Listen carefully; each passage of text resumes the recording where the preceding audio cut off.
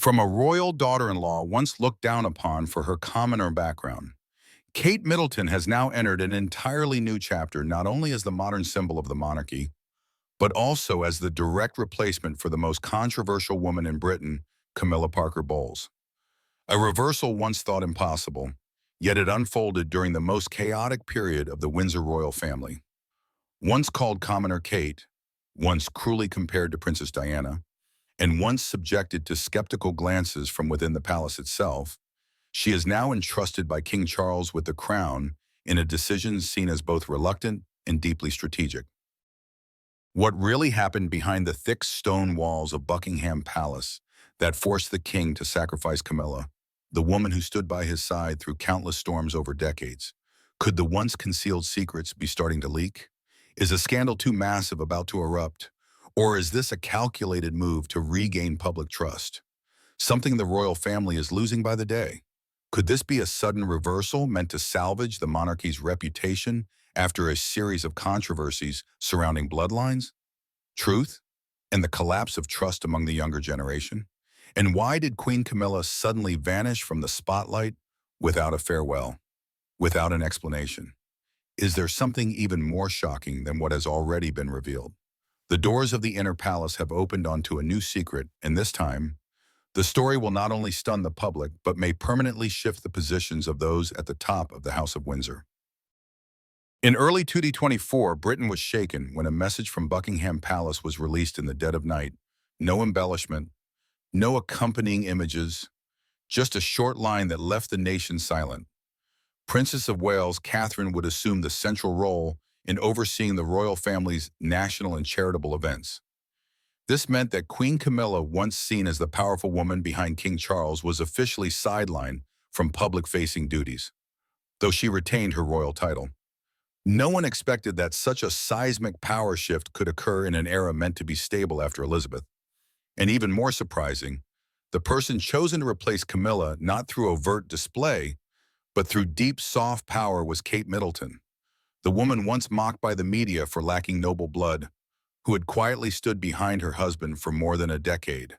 Observers called it a silent revolution, a power transition with no precedent in modern royal history. Professor Hugo Fairchild, royal historian at Oxford, couldn't hide his astonishment when he declared King Charles has not only chosen his public successor, he has redrawn the entire structure of soft power within the monarchy. And the person he chose is Catherine, a woman without a crown, but with something more powerful than any throne: the trust of the people. From that moment, everything changed. On the front pages of major newspapers, from The Times to The Guardian, the cover photo was no longer Charles and Camilla as usual, but Catherine hand in hand with her 3 children, wearing a calm smile before thousands of camera lenses. The public sensed something different.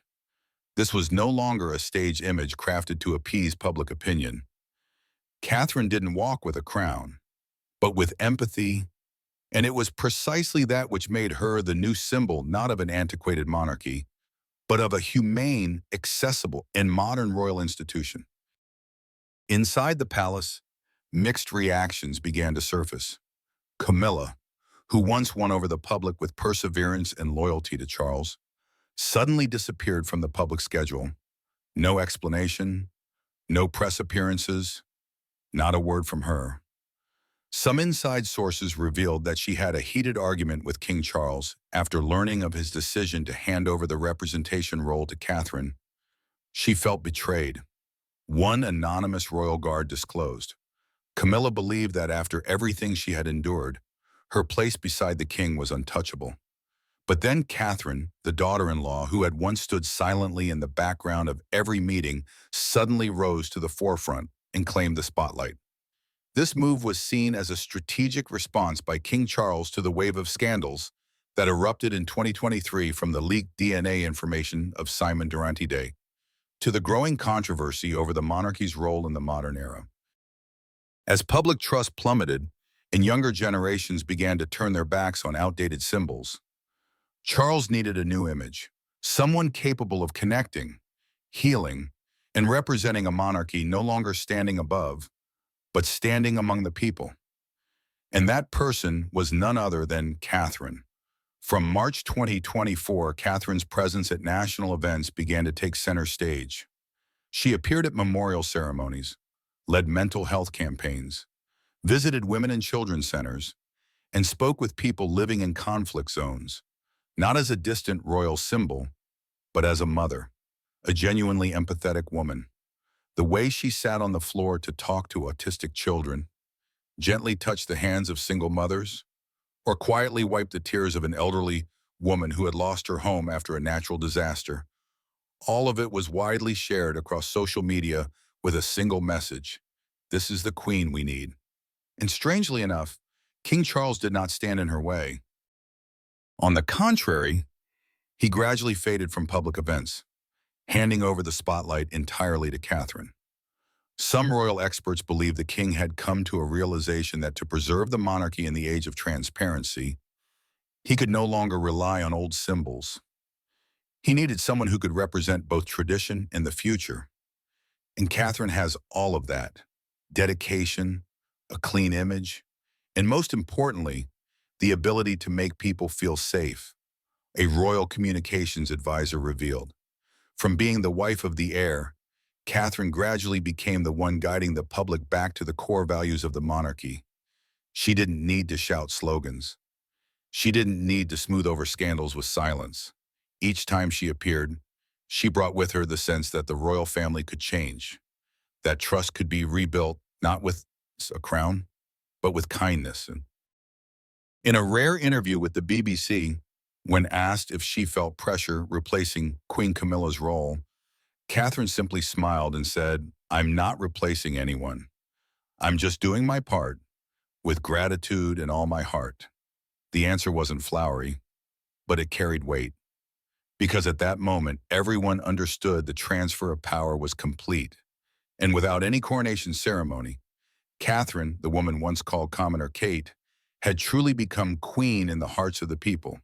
And that is why the global media no longer asked, is Catherine capable of succeeding, but instead began posing a new question: could this be the beginning of the reign of Queen Catherine?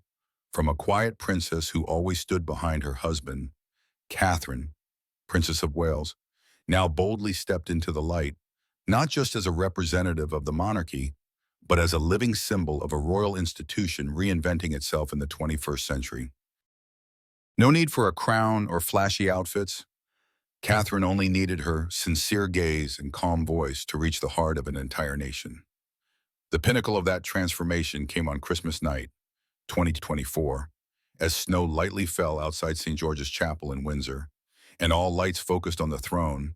It was not King Charles who stood to speak, nor Queen Camilla, who had completely disappeared from the public stage, but Catherine, stepping up to the platform in a deep blue velvet gown, simple yet elegant. Catherine smiled warmly before millions of viewers watching live on television and social media. And then, well, with a soft but powerful voice, she began a speech that left Britain and the world in silent awe. Christmas is a time for us to listen to one another, to forgive, and to begin again. Catherine began.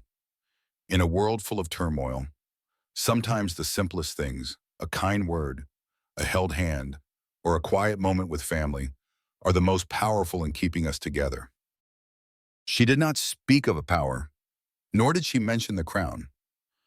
Instead, Boaz says, Catherine spoke of her hospital visits throughout the year, of mothers who had lost their children in war, of children growing up amid crisis. And then, as if striking the very nerve of collective grief, she paused for a moment, her eyes glistening, before saying, no matter who you are, where you live, or what wounds you carry, there is one thing you always deserve: hope. Millions wept. Social media platforms exploded. The hashtag #QueenOfHearts quickly climbed to the top spot in the UK, US, Australia, and Canada.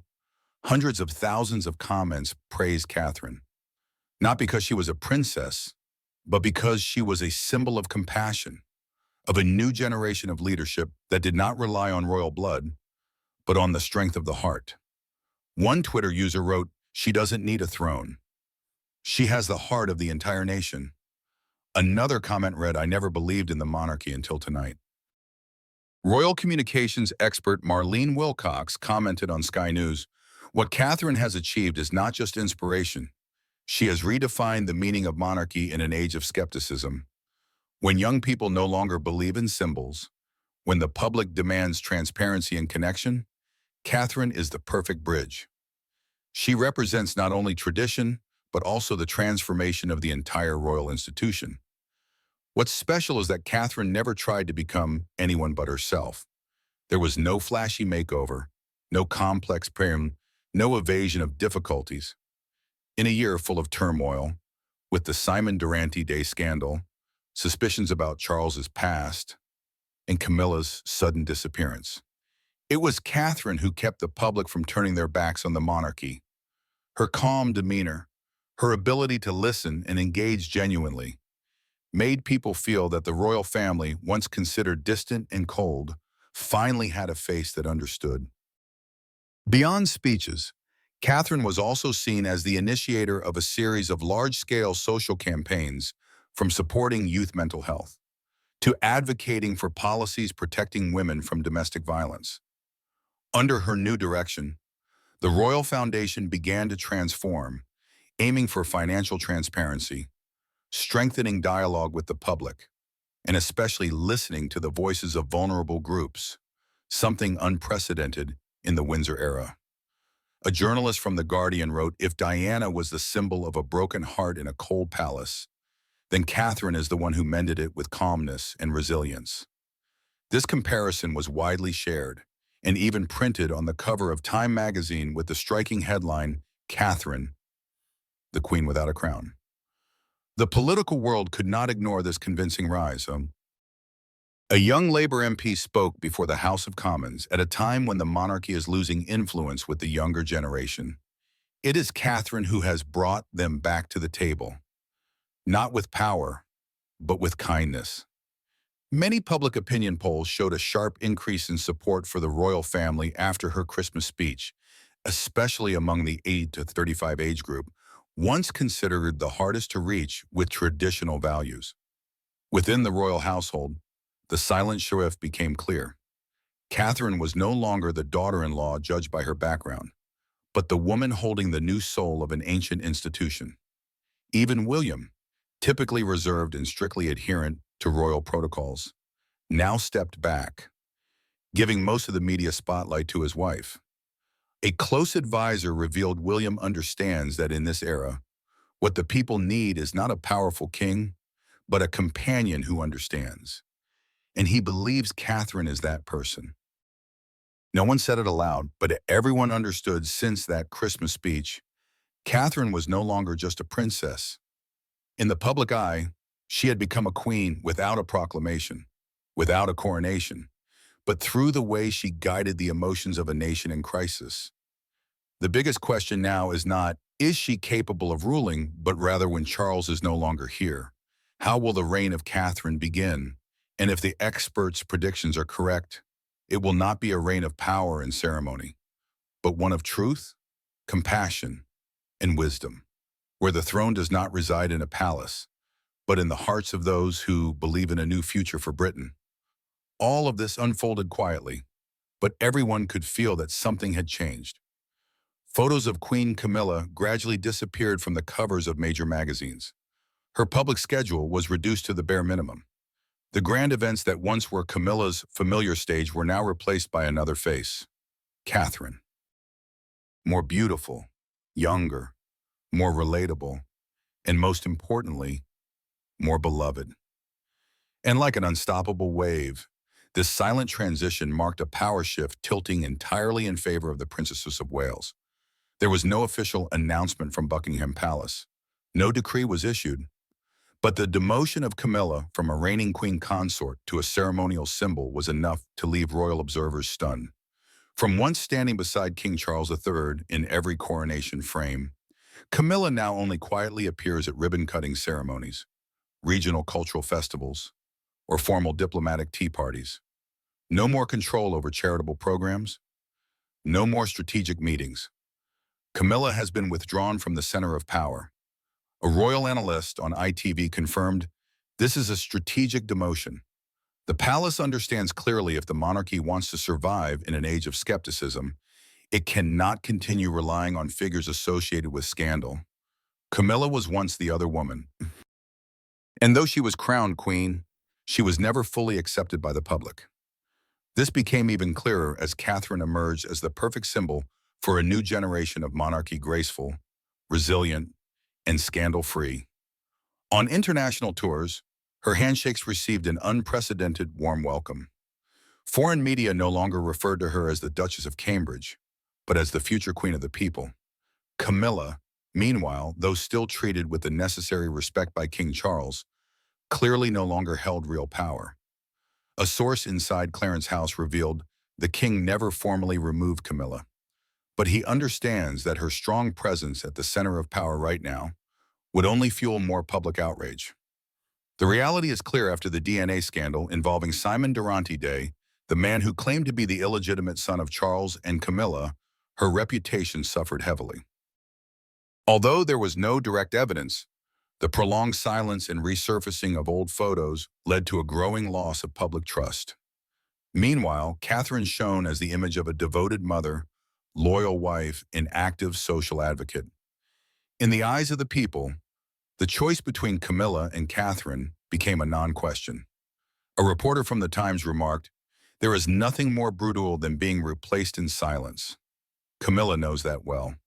From the woman who once triumphed over Diana in a battle of love, she's now been surpassed by Catherine in the hearts of the people through the very kindness and exemplary demeanor once dismissed by the royal court.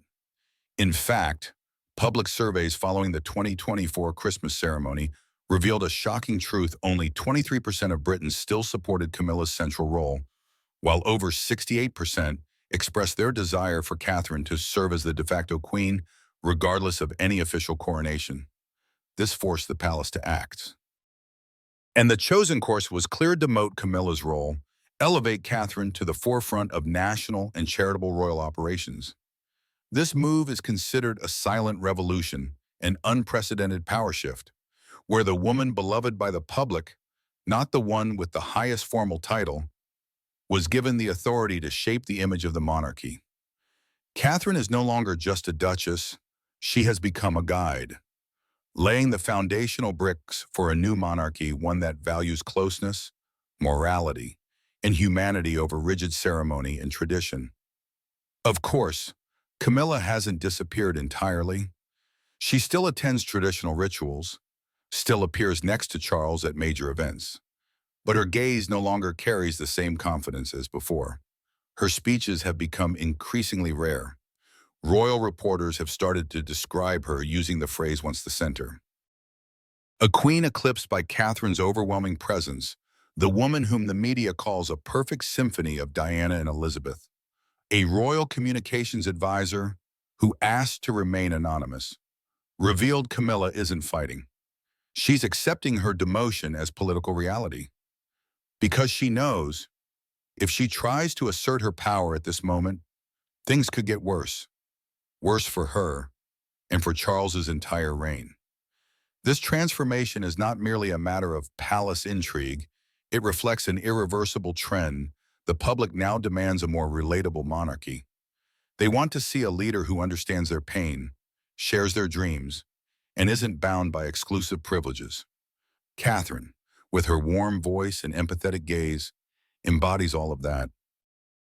When Catherine appears alongside her children in casual attire, standing within the crowd rather than on a lofty dais, when she speaks of compassion rather than glory, when she chooses refugee camps and hospitals over red carpets and gullus, the public understands the age of purely formal symbols has ended. Now, in the inner sanctum once rife with ambition and rivalry, Camilla quietly withdraws to the background. She was once loved by a king, but Catherine is trusted by an entire nation. And in the history of the British monarchy, there has never been a clearer distinction. Thrones may endure forever, but the one who sits closest to the people's hearts truly holds power. When the first news of King Charles III's health condition leaked in early 2024, Britain was plunged into a silent shock. Although Buckingham Palace acknowledged only that the king is undergoing treatment for an early-stage malignancy and remains fully capable of conducting matters of state behind those ancient stone walls, a profound transformation had begun. It was not merely a biological battle against cancer, it was a final race to establish a legacy before time ran out. And the person chosen to inherit that last measure of trust was not Camilla, the middle-aged companion who had weathered countless storms alongside him. Nor was it William, the rightful heir, yet still bound by traditional constraints. It was Catherine, the woman without a crown, without royal blood, yet possessing everything a monarchy needs to endure. In a previously undisclosed private meeting at Sandringham House, King Charles declared something that silenced all his advisors. "I cannot leave a wobbly throne. I want to leave a firm foundation." And Catherine is that foundation.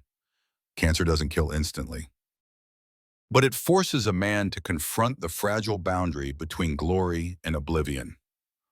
Charles knew his time left to enact the reforms he'd dreamed of as Prince of Wales was limited. But he still had time to choose the right person, the one capable of continuing the modernization of the Windsor dynasty he had pursued for over 50 years. Historians call this the final pivot of an old-school king in a new era. And that pivot took the shape of Catherine Middleton. From the early days of his diagnosis, Charles began a strategic withdrawal. He granted Catherine the authority to preside over symbolic national events, from the National Day celebrations and remembrance ceremonies to international charitable initiatives. For the first time in modern history, a princess without the title of queen was allowed to speak on behalf of the crown before the United Nations.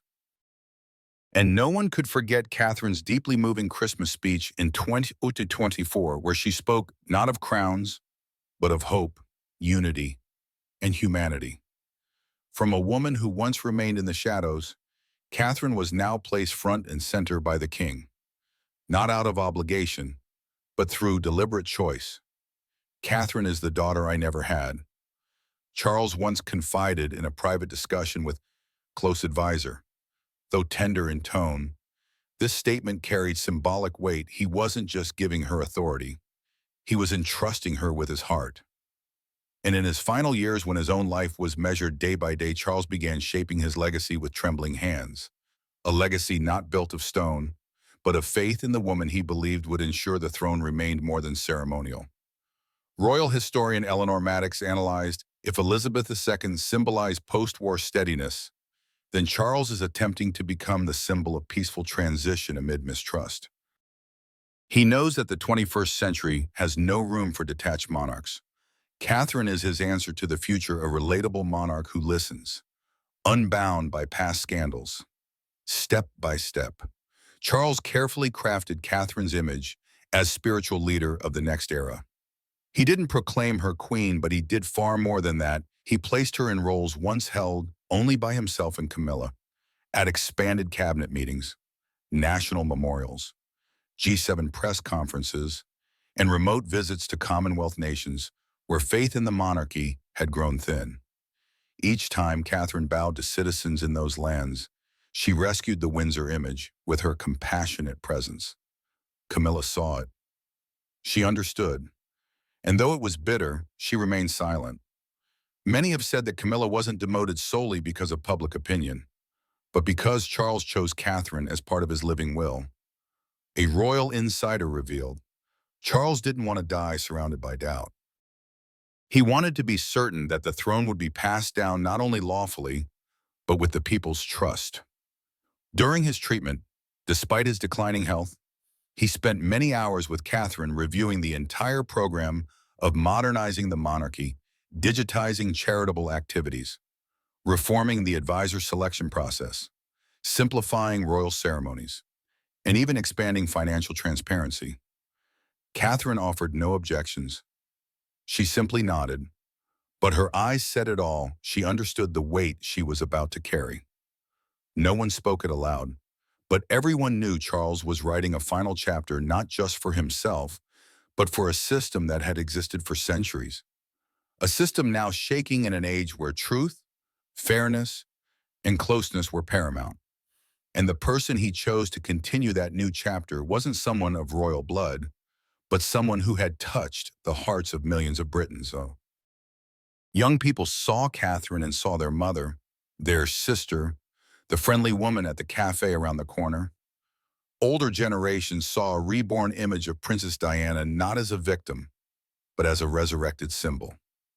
The media looked at Catherine and saw a future more acceptable than any legacy Charles had ever dreamed of.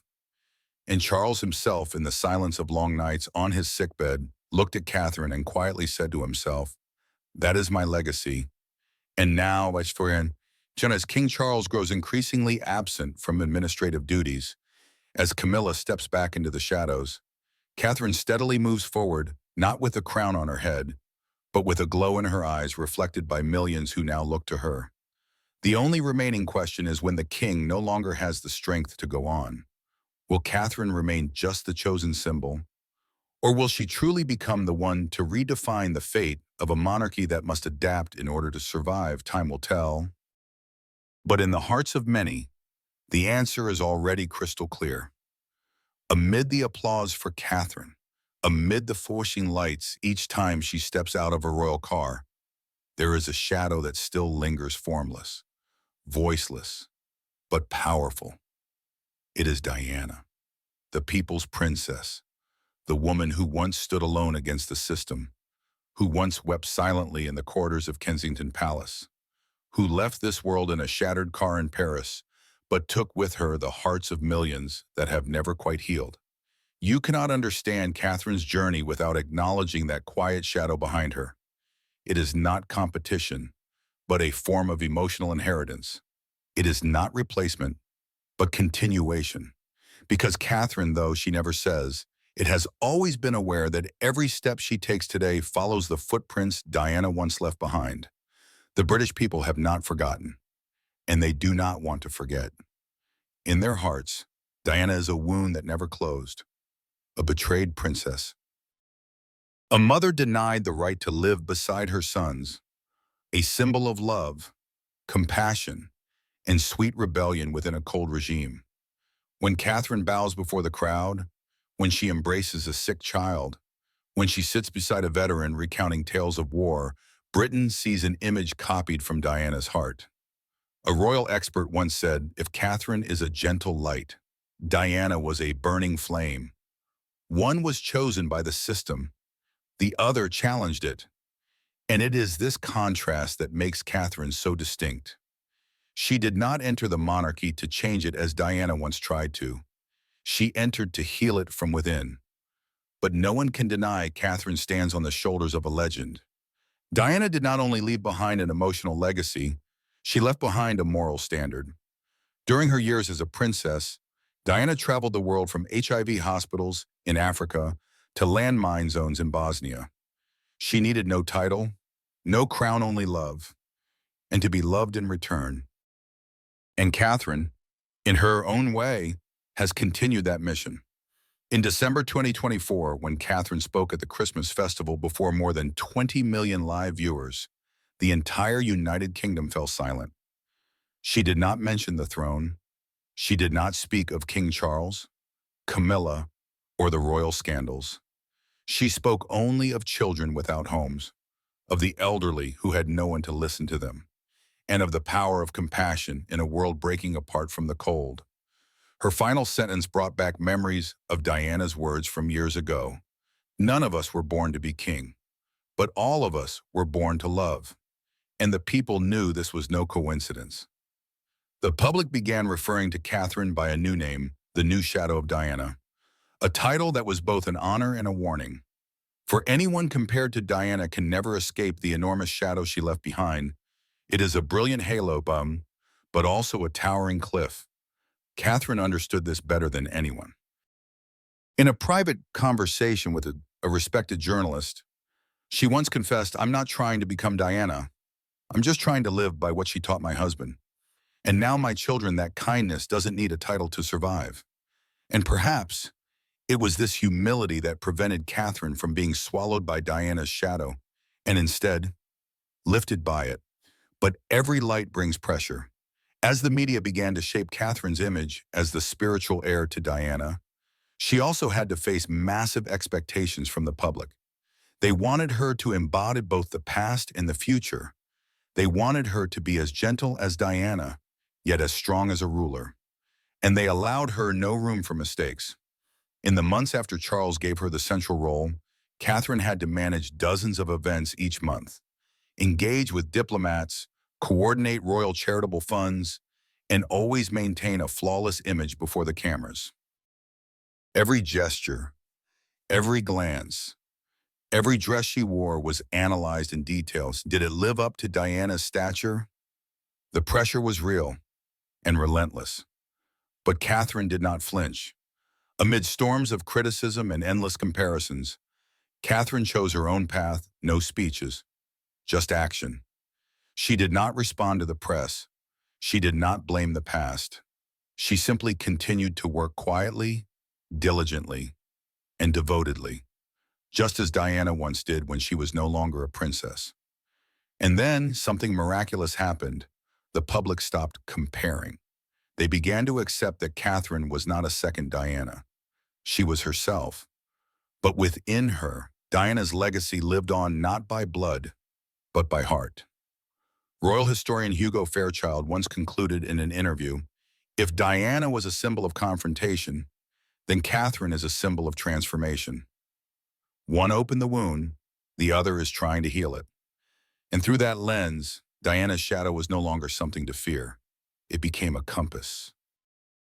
A North Star guiding Catherine along a thorny path filled with hope.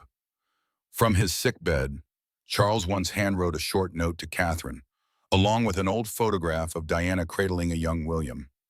In the note, he wrote, "She passed the light on to us. Now that light is within you." The story of Catherine and Diana, though separated by generations, is intertwined like two chapters of an epic.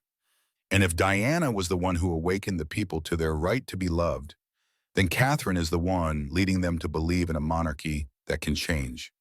And in that moment, as church bells echoed on New Year's Day, amid budding hope and lingering wounds, the British people quietly murmured to one another, Diana would smile. Because Catherine did not just follow her, she surpassed that shadow with love, the very thing this monarchy once lacked and has now finally found. Amid the formal rituals and composed appearances of the British royal family, there exists a delicate relationship few dare to speak of openly, the relationship between Catherine and Camilla. There are no public arguments, no cold stares before the cameras, no veiled statements to the press. But anyone who has closely observed royal events can see one thing clearly: between these two powerful women lies a distance, not measurable, but undeniable. Camilla, the woman whose name was once inseparable from the deepest wounds of Princess Diana, and Catherine, the one the public now calls Diana's spiritual heir. Their relationship, though always wrapped in the appearance of mutual respect, is in fact layered with complex emotions. No one has forgotten Camilla's past, and certainly, Catherine, with her sensitivity and unwavering loyalty to the image of her late mother-in-law, cannot turn a blind eye either. A close source once shared that in the early years after marrying William, Catherine was extremely cautious in how she interacted with Camilla. She wasn't cold, but she wasn't warm either. She maintained a respectful distance enough to avoid scrutiny, yet not so detached as to provoke awkward headlines. Whenever the two women appeared together, all eyes would watch to see who would touch whose hand first, who would offer a smile, who would avoid whose gaze. And almost always, it was Catherine who maintained the balance. That silent tension did not stem from malice. It came from history, from wounds still unhealed in the heart of Britain, from all that Diana once endured, and from the expectations placed upon Catherine as a symbol entirely opposite to Camilla. While Camilla was seen as the intruder, the one who shattered a princess's happiness, Catherine became the ideal of a devoted wife, a model mother, and a beacon of healing. The difference in how they entered the royal family shaped two contrasting figures and two trajectories not easily reconciled. Yet, time has a way of softening even the deepest cuts. Though their relationship has never grown intimate, Recent years have shown a conscious effort to preserve harmony from both sides. Camilla understands that her role is gradually being passed to Catherine, not only in image, but also in influence over the public. And Catherine, with her innate intelligence, has never chosen confrontation. She remains silent, gracious, and consistent in her image without the need to hurt anyone.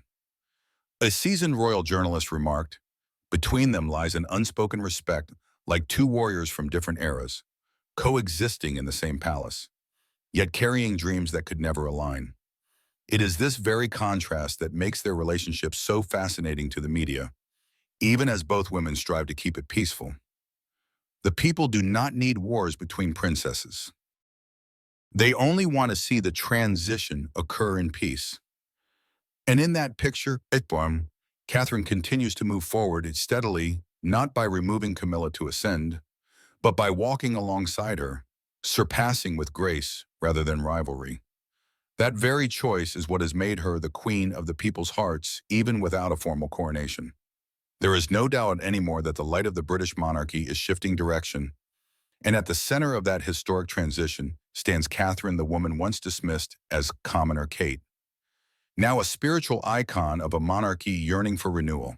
With unwavering support from William and, most notably, the public trust bestowed upon her by King Charles, Catherine is no longer just Princess of Wales. She is the future of the monarchy, a future built on empathy, connection, and true compassion. Unlike the royal symbols of old, Catherine does not confine herself to ceremonial gestures. She appears in hospitals, schools, and shelters for women and children not to visit, but to listen. And more than anything, she fiercely protects the privacy of her children George, Charlotte, and Louis with a firm gentleness. No stage photos, no emotional exposure, no leveraging of private life for PR. To Catherine, motherhood is a sacred role not to be traded for flashbulbs. It is how she preserves humanity within a royal family, learning to live more authentically. A historian from Cambridge University remarked, "Catherine's rise is not merely about inheriting power. It's about leading an ancient institution into an era where love and responsibility sit on the throne, instead of cold, outdated codes." And perhaps that was exactly what Diana once dreamed of that one day. The crown would not symbolize power alone, but healing. Catherine did not overthrow anyone to ascend. She changed everything by making the world believe that there is a better way to be queen.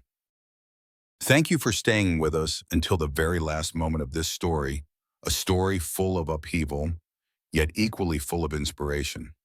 As we journey through the mysteries, conflicts, and transformations of the British royal family, Catherine emerges not only as a new emblem of royalty, but as living proof of the power of kindness, resilience, and love for one's family. If you believe that Catherine's quiet but meaningful evolution offers the monarchy a new hope, a future not grounded in power, but in sincerity and accountability, then please share this video. Every share, every comment is a way for us to spread these values and lend our voice to a more empathetic, more human monarchy. See you again in the next stories where truth continues to be revealed, and where we'll be right here with you, exploring the hidden corners of the royal world. Thank you and warm regards.